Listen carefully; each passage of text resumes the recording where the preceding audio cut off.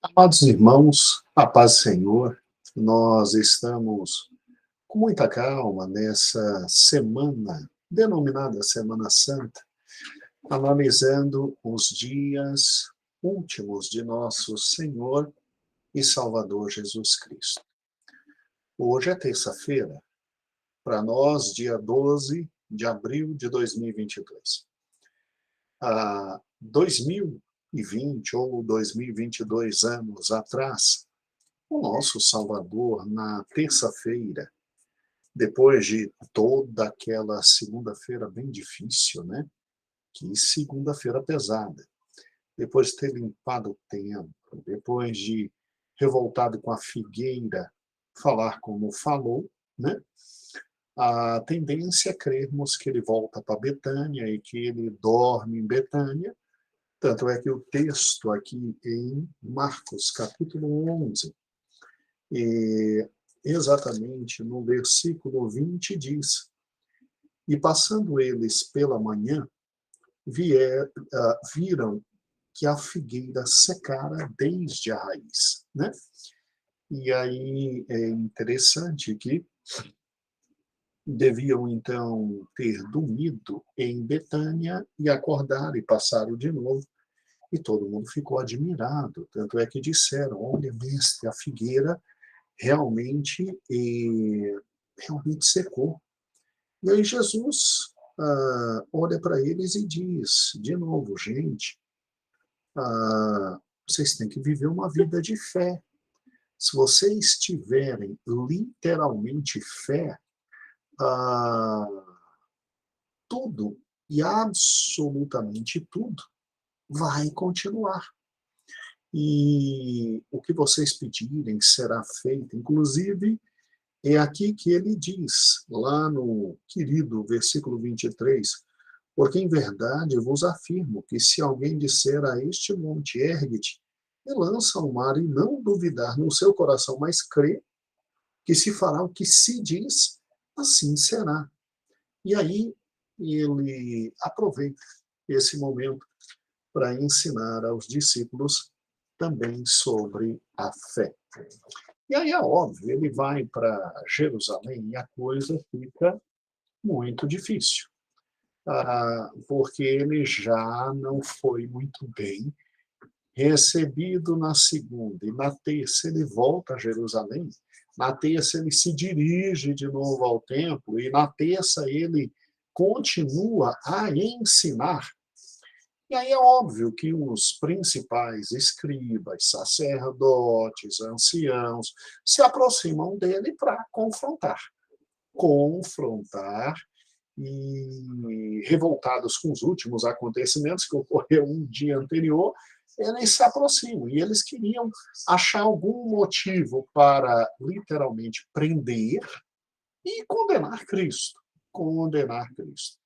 Aí o Senhor aproveita esse momento e conta algumas parábolas que refletem exatamente a cegueira espiritual, né, daquele povo, né? E conta a parábola dos lavradores maus, e isso está em Marcos capítulo 12, né? Conta literalmente a parábola dos dois filhos, que você tem não em Marcos, mas lá em Mateus, capítulo 21, a parábola das bodas do filho do rei, e todas essas três parábolas juntas, Marcos, Mateus, Lucas, parábola dos dois filhos, bodas do rei, dos lavradores maus, demonstram a cegueira espiritual daquele povo. Demonstram a cegueira espiritual daquele povo. E foi exatamente nesse dia que Jesus enfrenta dois questionamentos muito interessantes. O primeiro está aqui em Marcos, a partir do capítulo 11, versículo 27, que literalmente perguntam, indagam para Jesus, né? Com que autoridade ele fazia todos aqueles sinais? E aí Jesus, não querendo responder, Jesus lança uma pergunta capciosa também para aqueles homens viciosos, né? Jesus olha para eles e diz assim, me respondam uma questão, e aí, se vocês responderem essa questão, eu respondo com que autoridade eu faço todos esses sinais. Aí ele perguntou, o batismo de João é do céu ou da terra? Aí acabou, acabou com a galerinha. Porque a galerinha pensou assim, se a gente disser que é da terra, o povo vai arrebentar a gente, porque o povo vê em João Batista, um profeta. Se a gente disser que é do céu, ele olha para a cara da gente e vai dizer, então por que vocês não creem? Porque vocês são incrédulos. Aí termina eles dizendo, ó, não sabemos. E aí Jesus diz, então tá bom, então nem tampouco eu vos digo com que autoridade eu faço todos esses sinais. Né? Depois, obviamente, para testar em Cristo um ponto terrível, né? A questão tributária, porque Roma era terrível. Roma, ela não esmagava completamente os povos dominados. Ela dominava, ela cobrava tributos, e com os tributos ela sobrevivia da expoliação. E aí chegaram perto de Jesus e disseram, não, agora a gente arrebenta ele, e perguntaram, é lícito, literalmente, dar tributos, ou seja, pagar tributos? Aí Jesus, de forma extraordinária, pede para que eles apresentem uma moeda, e apresentando uma moeda, Jesus disse, ó, de quem é a esfinge que está aí? De César. Então, dai a César o que é de César e dai a Deus o que é de Deus. É interessante porque, simplesmente, o Senhor Jesus, ele tem uma quarta-feira em que ele, quarta-feira não, terça-feira em que ele enfrenta muito perto escribas, fariseus, saduceus, anciãos, sacerdotes, e ele simplesmente abre na cara de todos eles os erros que esses homens cometiam. E o quanto estavam levando de forma incorreta toda a obra de Deus ali no templo. Jesus, então, é uma pedra no sapato de todos esses homens, e com as parábolas ele demonstra que estava muito perto a morte do rei, né, dele, e ele termina ali o seu momento no templo falando duas coisas para os discípulos, que são muito interessantes. Ele termina, segundo o capítulo 12, falando da oferta da viúva pobre. Engraçado, né? Jesus viu tudo e Jesus criticou tudo e todos. Mas ele viu que tinha uma mulher que simplesmente foi e simplesmente em adoração. Ela colocou ali no templo tudo que ela tinha. Tudo que ela tinha. E eram moedas pequenas, de valor insignificante, mas era tudo que ela tinha. E é interessante ver como o Senhor viu isso. Sabe, irmãos, e, de novo, aqui existe denúncia muito grave.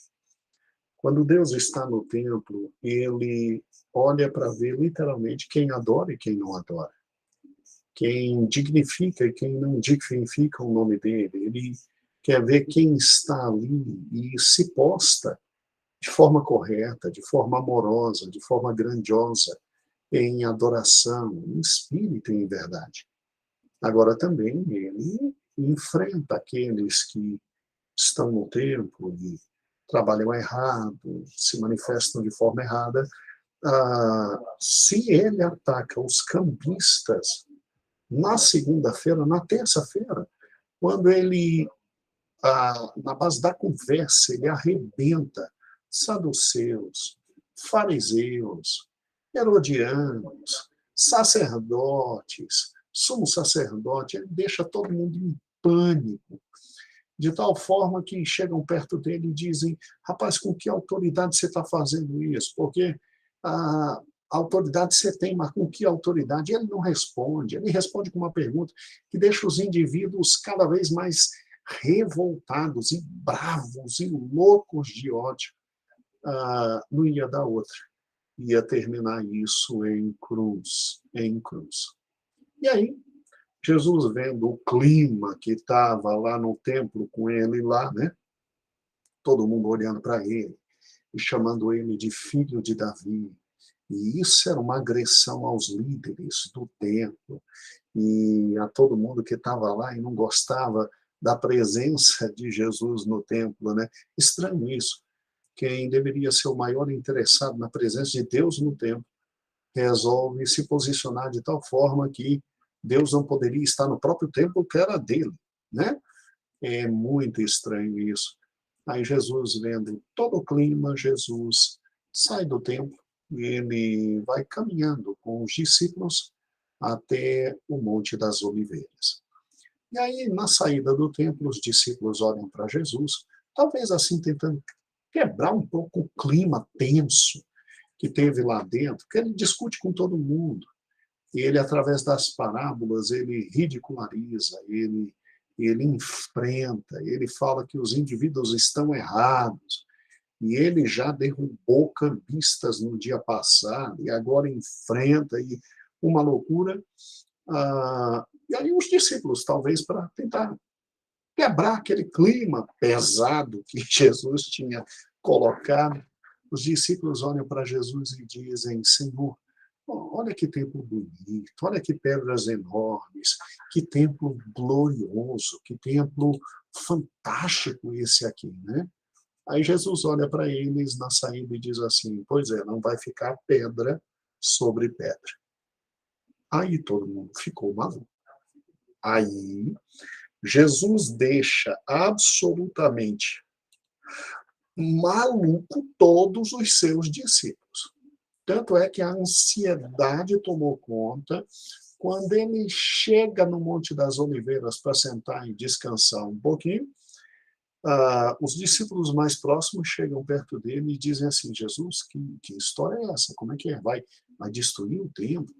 E aproveita também, fala para a gente sobre os sinais da tua vinda, o que vai acontecer, como é que vai ser. E também já aproveita, já está mais ou menos aí, e nos fale também sobre o final do mundo. E aí é que vem o sermão escatológico de Cristo, que está em Marcos capítulo 13, né? Marcos capítulo 13, todinho, Marcos capítulo 13, está também presente exatamente em Mateus capítulo 24, até o capítulo 25, versículo 46, e em Lucas capítulo 21, do versículo 5 ao 38. Ao 38. E aí, o dia termina. É um dia bem diferente, é um dia de confrontos com autoridades eclesiásticas. E se segunda-feira Jesus já saiu e a coisa não estava boa para o lado dele, na terça-feira, então, meu Deus do céu, o resultado, literalmente, né, na terça-feira, o resultado era versículo 1 do capítulo 14. Marcos diz assim: dali a 2 dias era a Páscoa e a festa dos pães asmos. E os principais sacerdotes e escribas procuraram como prenderiam a tradição e o matariam, pois diziam: não durante a festa, para que não haja tumulto entre o povo. Então, a presença de Jesus em Jerusalém, na segunda e na terça, foi uma presença tão incômoda que os líderes disseram: ou matamos, ou ele nos engole. Não vamos matar durante a Páscoa para não ter revolução, porque o povo acredita que ele é um profeta e receberam ele numa comitiva praticamente quase que real, mas depois nós vamos dar um jeito de acabar com esse Galileuzinho. E fica aqui a reflexão. Como é que Jesus é enxergado por mim e por você na nossa vida, no nosso cotidiano? Se hoje, uma terça-feira, como foi aquela terça-feira, o Senhor Jesus chegar, ele tem guarida conosco, ele tem de nós algum amparo? Ou será que existe no meu coração e no seu coração um desejo enorme que ele não chegue, que ele não nos veja, que ele não participe do nosso dia a dia, que ele não participe do nosso momento de louvor e adoração, porque se ele participar de alguma forma, alguma coisa vai dar errada. É muito sério olhar para o templo e verificar que no templo você tem um conjunto de oficiais do templo que querem tudo, menos o Deus do templo no próprio templo. E eu penso, né, irmãos, como aquele povo estava cego, espiritualmente cego. Eles se irritavam porque a verdade irrita. Porque dizer a verdade irrita. Eu li em algum local, não me lembro agora, posso ver se acho para depois. Um autor muito inteligente dizia assim, quer perder amigos, fale a verdade. É somente isso, fale a verdade. Eu temo que em minha vida eu possa estar me reunindo num culto para louvar e adorar a Deus e lá no fundo estar desejando que ele não chegue no culto. Porque seus olhos verão em mim a verdade. Sua voz falará ao meu coração a verdade. E ele aguardará o meu caminhar em arrependimento para a verdade. E será que eu estou pronto para isso? Ou a minha vida é como desses homens que desejam eliminar Cristo, porque talvez eliminando, a vida se torne mais fácil. Se torne mais fácil. Muito bem, irmãos. Que dia interessante, Cristo. Veja que a animosidade contra ele está crescendo, pois Cristo não tem meias palavras, ele é real. E aqui, um dia muito cheio, um dia de muitos ensinos, um dia de muito confronto intelectual, mas um dia maravilhoso, em que ele nos deixa o sermão da esperança, que é o sermão da sua volta. Quando é que vai ter tudo isso? Aí ele fala, em primeiro lugar, do princípio das dores, depois ele fala da grande tribulação, depois ele fala palavras maravilhosas para Israel, Israel seria redimido, e depois o retorno dele. Então, eu termino dizendo, Maranata, ora vem, Senhor Jesus.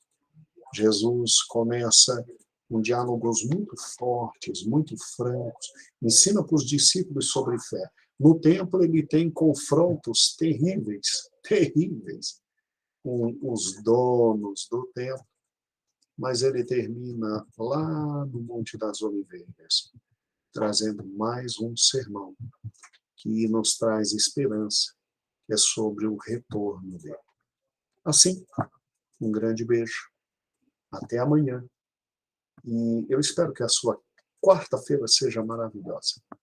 A de Cristo foi interessante, mas eu espero que a sua quarta seja também maravilhosa. Até amanhã, e amanhã veremos a quarta-feira de Cristo. O que aconteceu e como ele reagiu e por que reagiu, e o que isso afeta em nossa vida. É uma semana de reflexão, é uma semana de cautela, de entendimento, em que pesamos o nosso coração e olhamos para a cruz, instrumento da nossa salvação. Um beijo, a paz, Senhor, e até amanhã, até quarta-feira.